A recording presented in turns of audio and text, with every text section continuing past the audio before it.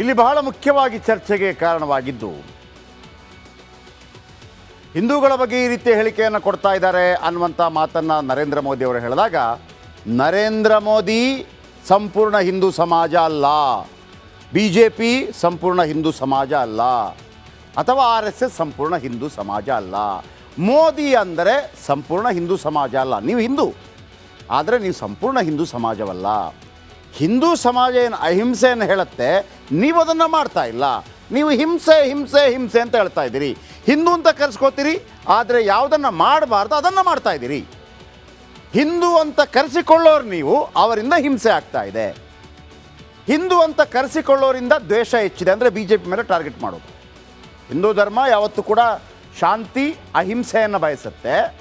ಆದರೆ ನೀವು ಹಿಂದೂಗಳು ಅಂತ ಹೇಳ್ತೀರಿ, ಆದರೆ ಹಿಂಸೆ ಮಾಡ್ತೀರಿ, ಆಮೇಲೆ ದ್ವೇಷ ಹಚ್ತೀರಿ. BJP RSSನಿಂದ ದ್ವೇಷ ಹೆಚ್ಚಾಗ್ತಾ ಇದೆ ಅಂತ ಆರೋಪ ಮಾಡ್ತಾರೆ. ಮೋದಿ ಮತ್ತು RSS ಹಿಂದೂವೇ ಅಲ್ಲ, ಇದು ದೊಡ್ಡ ಚರ್ಚೆಗೆ ಗ್ರಾಸವಾದಂಥ ವಿಚಾರ.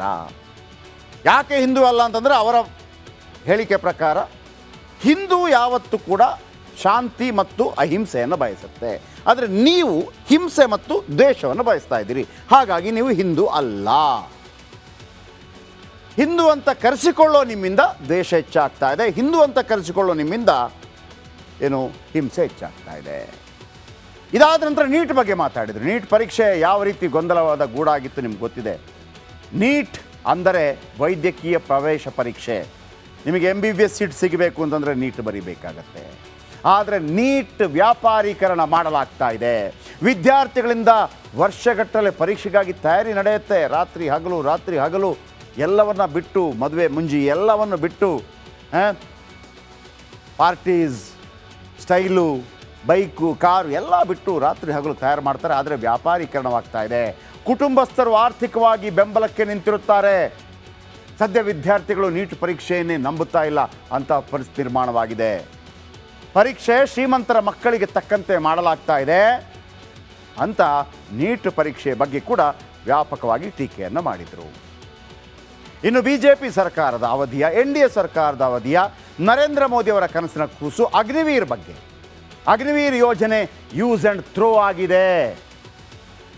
ಅಗ್ನಿವೀರ್ ಮೂಲಕ ಸೇನೆಗೆ ತಾತ್ಕಾಲಿಕವಾಗಿ ನೀವು ನೇಮಕ ಮಾಡಿಕೊಳ್ತೀರಿ, ಆದರೆ ಅದರಲ್ಲಿ ಮೃತರಾದರೆ ಅವರಿಗೆ ಶಹೀದ್ ಪಟ್ಟ ಸಿಗೋದಿಲ್ಲ.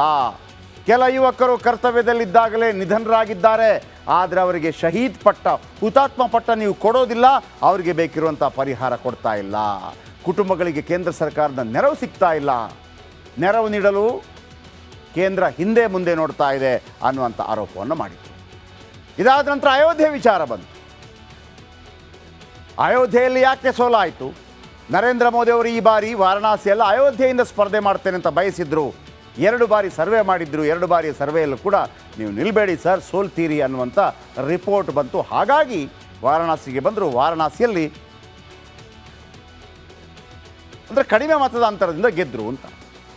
ಅಯೋಧ್ಯೆಯಲ್ಲಿ ಹಿಂದೂಗಳ ಭೂಮಿ ಕಿತ್ತುಕೊಂಡ್ರಿ ನೀವು ಅಂತ ಆರೋಪ ಮಾಡ್ತಾರೆ. ಆದರೆ ಇಲ್ಲಿವರೆಗೆ ಜನರಿಗೆ ಪರಿಹಾರವನ್ನೇ ಕೊಟ್ಟಿಲ್ಲ ನೀವು. ಅದೇ ಕಾರಣಕ್ಕೆ ಅಯೋಧ್ಯೆಯ ಜನರು ಸಿಡಿದದ್ರು, BJPಯನ್ನು ಅಲ್ಲಿ ಸೋಲಿಸಿದರು. ಮೋದಿ ಅಯೋಧ್ಯೆಯಿಂದ ಸ್ಪರ್ಧೆ ಮಾಡೋದಕ್ಕೆ ಸಿದ್ಧತೆ ನಡೆಸ್ಕೊಂಡಿದ್ರು.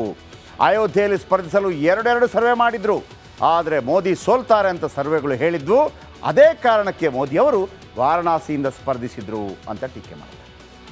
ಇನ್ನು ಮಣಿಪುರ ವಿಚಾರವನ್ನು ಕೂಡ ವಿರೋಧ ಪಕ್ಷದ ನಾಯಕ ತಗೋತಾರೆ. ಮೋದಿ ಟೀಮ್ ಜನರಿಂದ ರಾಜ್ಯಗಳನ್ನು ಕಿತ್ತುಕೊಂಡ್ರಿ, ಜಮ್ಮು ಮತ್ತು ಕಾಶ್ಮೀರವನ್ನು ಕಸಿದುಕೊಂಡಿದ್ದೀರಿ, ಮಣಿಪುರದಲ್ಲಿ ಬೆಂಕಿ ಹಚ್ಚಿದ್ರಿ. ಮೊದಲು ಮಣಿಪುರಕ್ಕೆ ಹೋಗಿ ಜನರನ್ನು ರಕ್ಷಣೆ ಮಾಡಿ. ಮೋದಿ ಅಮಿತ್ ಶಾ ಮಣಿಪುರಕ್ಕೆ ಹೋಗಲೇ ಇಲ್ಲ ಅಂಥೇಳಿ ಟೀಕೆ ಮಾಡಿದರು. ಮೋದಿ ಅಮಿತ್ ಶಾ ಮಣಿಪುರಕ್ಕೆ ಯಾಕೆ ಹೋಗಲಿಲ್ಲ ಅಂತ ಪ್ರಶ್ನೆ ಮಾಡಿದರು. ಆಮೇಲೆ ಮೋದಿ ಇತ್ತೀಚೆಗೆ ನನಗೆ ಅರಿವಾಗ್ತಾ ಇದೆ, ನಾನು ಬಯಾಲಜಿಕಲ್ ಆಗಿ ಹುಟ್ಟಿದ್ದಲ್ಲ, ಅಂದರೆ ಗಂಡು ಹೆಣ್ಣಿನಿಂದಾಗಿ ಹುಟ್ಟಿದ್ದಲ್ಲ ಅನ್ನುವಂಥ ಒಂದು ಹೇಳಿಕೆ ವ್ಯಾಪಕ ಟೀಕೆಗೆ ಕೂಡ ಕಾರಣವಾಗಿತ್ತು. ಅದರ ಬಗ್ಗೆ ಹೇಳಿದರು. ಮೋದಿ ದೇವರ ಮಗ, ಪರಮಾತ್ಮ ಮೋದಿ ಆತ್ಮದ ಜೊತೆ ಮಾತಾಡ್ತಾನೆ.